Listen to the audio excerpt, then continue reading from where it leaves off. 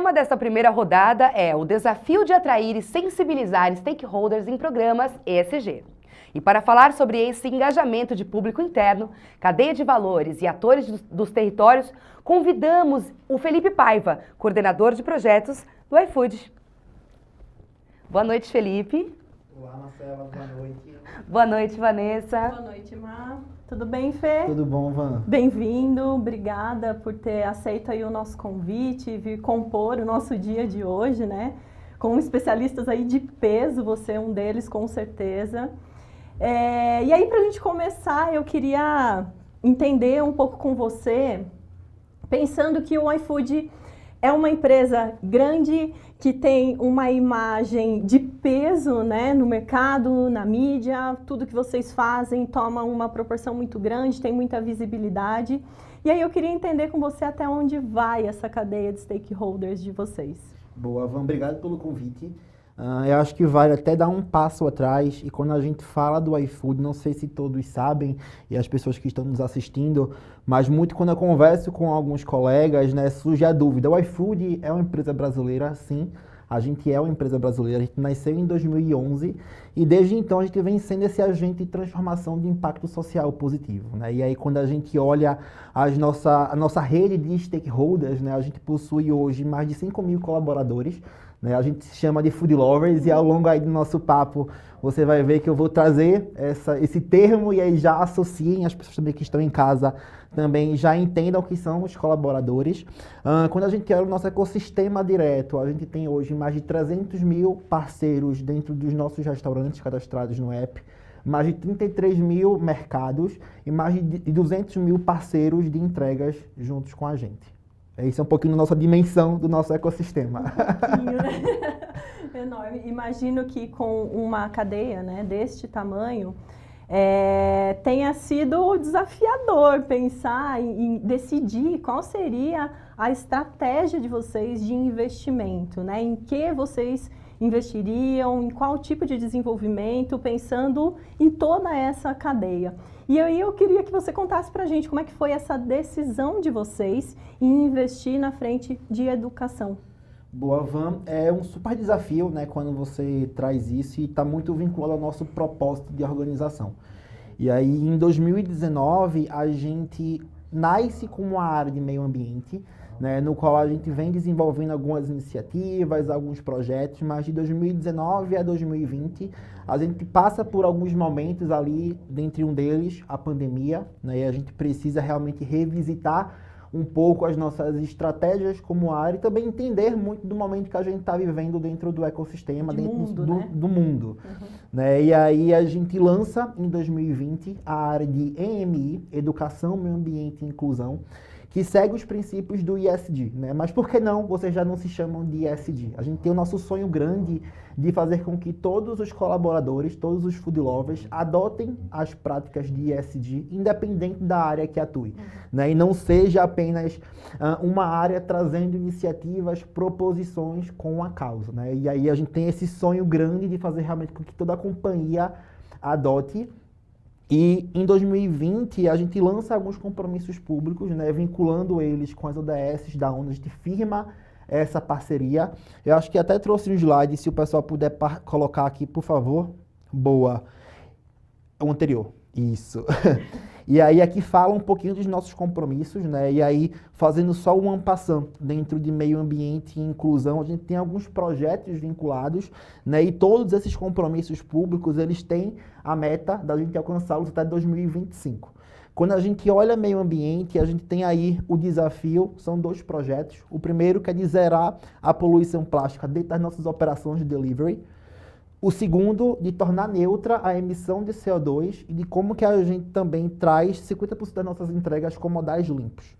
Quando a gente olha a parte de inclusão, aqui é uma fotografia da empresa, como a gente está até 2023, mas a gente quer realmente fazer com que toda a companhia seja inclusiva e diversa, né? E aí é desde dos C-levels até a base, a gente pensa realmente nessas estratégias de ter realmente um iFood, né, suprindo esse gap de desigualdade que a gente tem estrutural no Brasil. E aí, olhando educação, onde eu faço parte aqui do time, a gente lançou 3 frentes na qual a primeira, a gente tem um desafio de capacitar mais de 5 milhões de pessoas com conteúdos STEM e de tecnologia nas redes de ensino, e aí ensino público e privado. E aí tem alguns projetos também dentro desses pilares que eu vou mostrar mais na frente. Capacitar mais de 5 milhões de pessoas com conteúdos relacionados ao futuro do trabalho e ao empreendedorismo. E de formar e empregar 25 mil pessoas de baixa renda e grupos subrepresentados em tecnologia. Um baita desafio. Enorme, né? Mas todos eles têm um propósito enorme, né? Fazem parte da nossa estratégia como organização, né? E todos eles estão alinhados, né? Desde o nosso core. A gente é uma empresa de tecnologia, né? A gente realmente nasce com esse mindset e quer cada vez mais trazer esse impacto social positivo para a sociedade. E aí quando eu falo dessas 3 frentes de educação, mas qual o problema que a gente quer resolver? Né? O que é que nos move, né, para que a gente realmente possa atuar para ter uma sociedade mais justa, igualitária, com oportunidades? E aí a gente olha 2 problemas, um que é o apagão tecnológico, né, de como que a gente consegue aí nesse gap mundial, né, que o apagão tecnológico é o quê? A gente tem vagas hoje dentro do mercado de trabalho e tecnologia, mas muito esse tabu de pessoas que não estão preparadas para assumir essas oportunidades. E também olhando a parte de desigualdade. E aí é de como que a gente consegue trazer educação de qualidade para essas pessoas, formando-as e colocando elas dentro aí do mercado de trabalho. E aí quando a gente pensa na nossa jornada de educação, a gente trabalha desde a educação básica, a empregabilidade e renda, né? No qual a gente quer realmente beneficiar grupos subrepresentados com tecnologia, que tem tudo a ver aí com o que o iFood é desde o seu início. E é uma trilha completa, né? Porque Isso. a gente parte ali da educação básica mesmo até realmente colocar essa pessoa no mercado de trabalho e que ela possa ter retorno, né, daquilo que ela se preparou durante uma jornada toda. E aí até vale, pessoal, se puder compartilhar o outro slide. Boa. Aqui a gente tangibiliza, né, um pouco dos nossos pilares, né, e muito do que eu falei dentro das 3 frentes com os nossos projetos, né? E aí quando eu falo dentro de educação básica, a gente quer preparar a base e despertar o interesse de tech. Ou seja, desde o início ali, quando está começando a entender mais sobre as oportunidades no mercado de trabalho, a gente já começa a introduzir, né, esses conteúdos com alguns projetos que estão aí dentro do slide.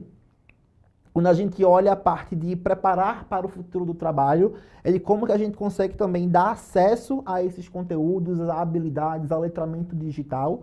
E o terceiro, de formarmos e empregarmos, é quando a gente leva toda a nossa expertise de tecnologia, formando essas pessoas para que elas possam se tornar pessoas desenvolvedoras e aí se alocando dentro do mercado de trabalho de acordo com as suas variações. E aí é um pouquinho do que a gente tem de projetos. Caso queiram conhecer, é só acessar também aí o nosso site, o site desses projetos. Depois eu posso compartilhar o link com vocês, mas que é o que a gente vem como atuação aqui dentro de educação. Ótimo, Fê, incrível assim conhecer esses pilares, né, de vocês e ver como isso realmente contribui para uma transformação de mundo, né? Aquilo que a gente estava falando um pouquinho antes de entrarmos aqui ao vivo é a corrente do bem. E enxergar o ponto de partida, o momento em que vocês decidem, como vocês tomam essa decisão e o impacto disso no mundo é muito legal, né? É muito legal fazer parte disso também junto com vocês. E aí eu imagino que tenha, né, que exista uma responsabilidade muito grande em comunicar tudo isso que vocês fazem, como vocês fazem, por que vocês fazem, para essa rede toda que está envolvida. E aí eu queria saber se existe uma estratégia de comunicação que seja diferente para cada uma dessas frentes que vocês se relacionam aí no meio dessa jornada, né, com essa rede de stakeholders de vocês, se existe uma estratégia diferente de comunicação com cada um deles. Faz parte da nossa cultura ser transparente em todas as nossas comunicações, né? A ideia é que a gente comunique tudo o tempo todo, né? E que a gente construa realmente as melhores estratégias que sejam eficientes nas mensagens que a gente vai querer passar ali de acordo com os nossos stakeholders. E aí, olhando, né, posso dizer assim, os 3 grupos, investidores, colaboradores internos, clientes e sociedades, a gente sim tem toda essa estratégia de comunicação. Quando a gente olha para os nossos investidores, a gente tem reportes mensais, né, de como andam esses desenvolvimentos em relação às ações, o que foi que deu certo, o que é que não foi, o que precisa ser ajustado, enfim, todo esse reporte mensal ao board. Quando a gente olha nossos colaboradores internos, né, tudo que a gente comunica para a sociedade, primeiro a gente comunica internamente, para que realmente todos se engajem pela causa, saibam do que está acontecendo dentro das nossas iniciativas. E aí tem alguns canais que nos ajudam a fazer isso acontecer, né? A nossa ferramenta interna de comunicação, que é o Slack, o Workplace, que é o nosso canal ali de trazer comunicados via texto, via vídeo, transmissões das lives com o nosso CEO, né? Toda essa preocupação desse engajamento realmente é uma causa que a gente tem como estratégia, e sermos mais capilar possível é onde a gente consegue cada vez mais alcançar os nossos objetivos, né? Fora isso, essas comunicações, a gente também tem alguns trabalhos voluntários, né, no qual a gente convida os food lovers a se candidatarem para participar também desse movimento, né? Então, não quer apenas informar, mas também quer fazer com que eles façam parte, né, dessas iniciativas. A gente fala muito isso internamente, né? Os projetos que a gente desenvolve não são apenas de educação de EMI, é de toda a companhia, né? Quanto mais a gente conseguir engajar essas pessoas, mais a gente vai ter sucesso, mais rápido vai ser chegar lá nos nossos compromissos. Exato.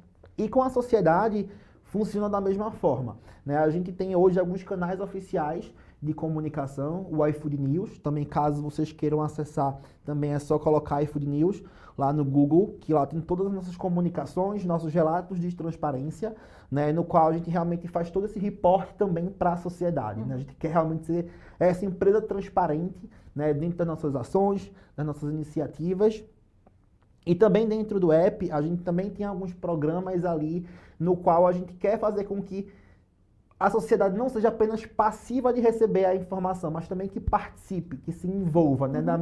Do mesmo formato que a gente olha para os colaboradores, para que eles se envolvam pela causa, a gente também quer fazer com que a sociedade também se engaje, né? E aí a gente lança alguns programas, por exemplo, de doações com algumas ONGs, para que, enfim, a gente consiga, de alguma forma, mobilizar o Brasil, né, para uma causa específica, e como a gente consegue também apoiar, né, essas causas que fazem sentido com a nossa estratégia, sabe? É um pouquinho legal disso que a gente vem construindo aqui dentro de comunicação. Muito legal, Fê. Para além da transparência, né? Eu acho que é dar a oportunidade para as pessoas também participarem, ajudarem vocês a construírem essa história. Muito bom. Boa.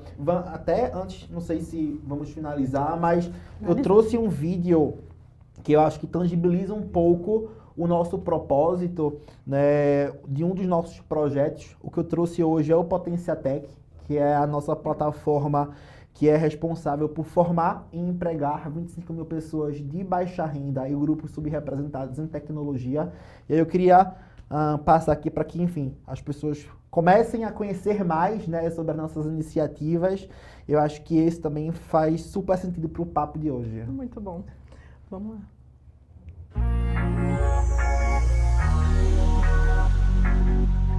Um dia desses o vizinho me perguntou se eu lembrava exatamente da minha vida 1 ano atrás. E tudo passa tão depressa, mas eu nem precisei puxar na memória porque eu lembrava exatamente. Nossa, eu não estava feliz com o meu trabalho, eu não conseguia engrenar nos estudos, sabe aquela sensação de você olhar pra frente e não ver nada? Com mais de 30, parecia que as coisas estavam ficando mais difíceis. E aí, um dia, do nada, apareceu para mim sobre o Potenciatec. Eu lembro que eu até me perguntei, eu trabalhando com tecnologia, e eu achava que não era para mim.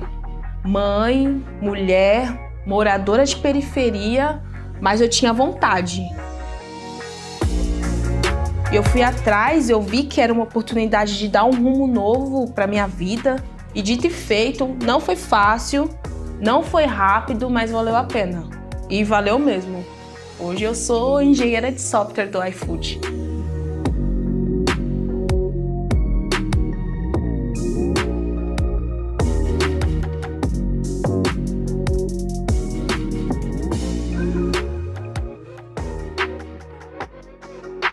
Essa história que eu contei é real. E como ela, já ajudamos a potencializar várias outras.